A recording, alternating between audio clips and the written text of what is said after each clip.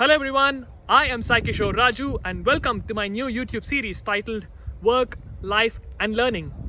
The first video of this series is titled 3 things that are not a part of the engineering curriculum but are mighty crucial for a career in engineering and technology.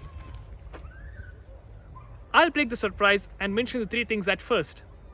The first one is the art of communication. The second one is the art of quick thinking. The third one is the art of storytelling. And mind you, I mentioned 3 things that are not a part of the engineering curriculum, but I've mentioned 3 arts. How does that work? Let's get into detail one by one. First, let's look at the art of communication. Let's ask the question on where does communication come in an engineering and technology role? The question answers for itself.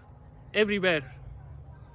Right from providing progress updates to the people who we report to setting expectations to the people who report to us, communication spans across people, across departments, and across companies. Be it talking to a stakeholder, be it talking to a team member, or even be it talking to someone who is from a different company, we know that communication plays an extremely crucial role in bringing engineering and technology to fruition. Knowing this, we might think backwards and realize that some of our engineering curriculum classes did involve communication. We had English for Communication 1, 2, and a few others. But a question arises, was that enough? Was that enough to provide the extra push towards achieving excellence in the workplace in engineering and technology? Maybe we need a little more practice. Communication can be classified into 2 types, majorly verbal and non-verbal. Verbal then involves vocabulary and the type of communication based on professionalism. Non-verbal, on the other hand, is based on multiple factors like facial expressions, hand gestures, body language, and many others. I strongly believe that every single engineering graduate needs to go through the basics of communication before starting a job, and more importantly, needs to be completely revising the basics as he progresses through the career. Now, having known that communication is important and the types of communication, how do we master these so that we can excel in our workplace? I believe the answer is practice. One of the places where I got enough practice even before I joined my professional career was Toastmasters International. That's something that can be tried. A much easier way is to involve friends. We all have lots and lots of conversations with friends. Why not play a game? Why not play a game of being professional for, let's say, an hour, and ensuring that we replicate a workplace and see how well we are able to converse in professional language, how well we are able to get the non-verbal cues from our colleagues who are actually friends, and in that way we will be able to rectify if we had any errors or mistakes in the way we spoke, and also give positive feedback to our friends so that they can improve as well. So why not try it out? Try out practicing with your friends. If you have a Toastmasters club nearby, why not join one? Or more interestingly, why not go there as a guest and see one of their meetings? And that is communication. Next, we'll talk about the art of quick thinking. You might wonder, how does quick thinking come into excelling in the career in engineering and technology? My dear friends, it does. During our engineering lives, we would have had multiple exam papers spanning multiple hours. We would have had semesters spanning months, and some projects taking weeks. Yes, that is all true. We are given time, and we need to be given time for major engineering problems. But there are lots of situations where quick thinking and quick decision making is absolutely essential and is the need of the hour. It is in those cases that the ability of quick thinking kicks in. It can take multiple forms. One of the forms is memory and memory techniques. Another form is the ability of quick calculations. And exploring each of them again branches each sub factor into multiple factors. Let's take an example of memory. Let's say you're in a room and the leaders are discussing about going with product A or product B as an offering for the next half of the year. That is exactly the point where your memory can kick in and you can provide a proposal stating that last year during the same timeline, product A had a 28% success rate, whereas product B had a 58% success rate. This naturally provides us enough evidence that product B is better.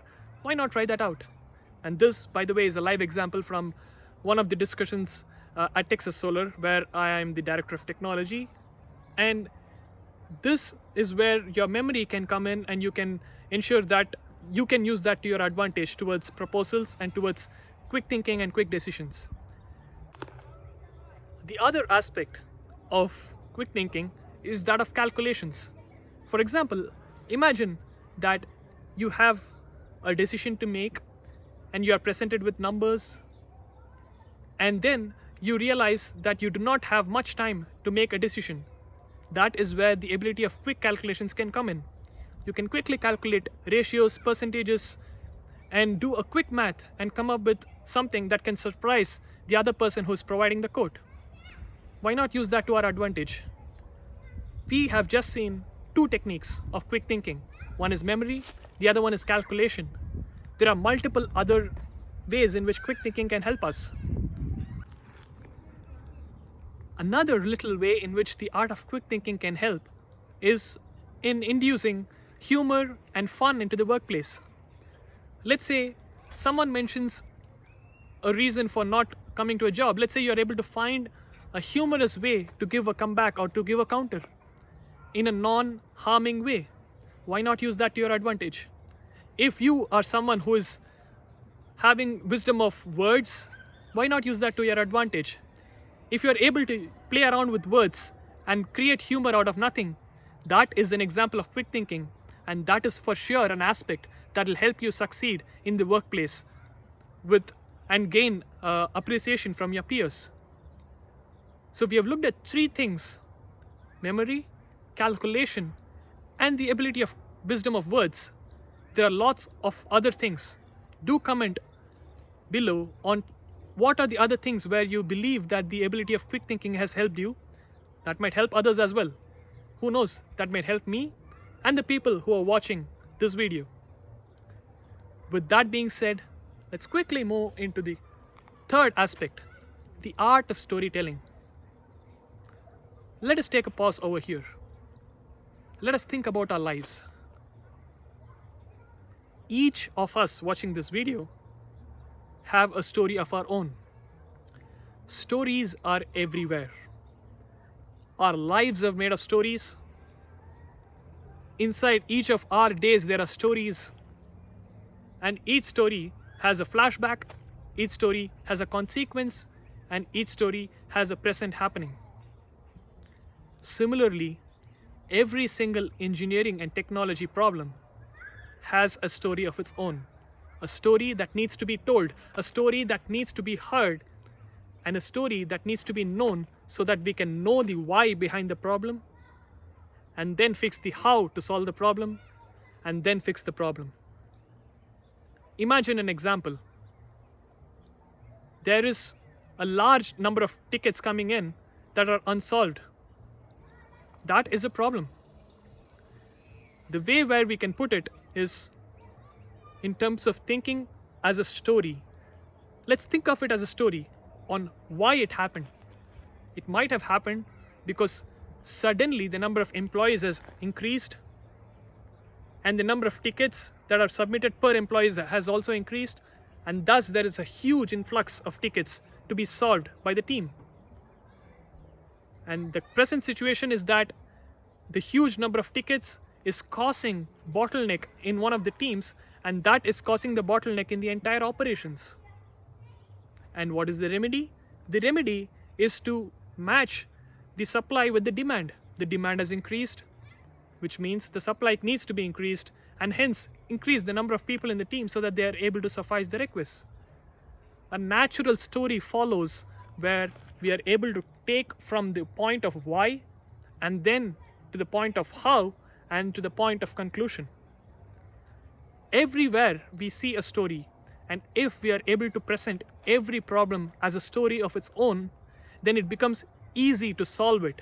It becomes easy to first perceive it, it becomes easy to inform people on its importance, and it helps us to ensure that the work is performed for that particular task with purpose. And that's exactly where the art of storytelling comes in. I can say that making this video is a story in itself. I decided that I wanted to make a video of this because I realized these three things in the workplace.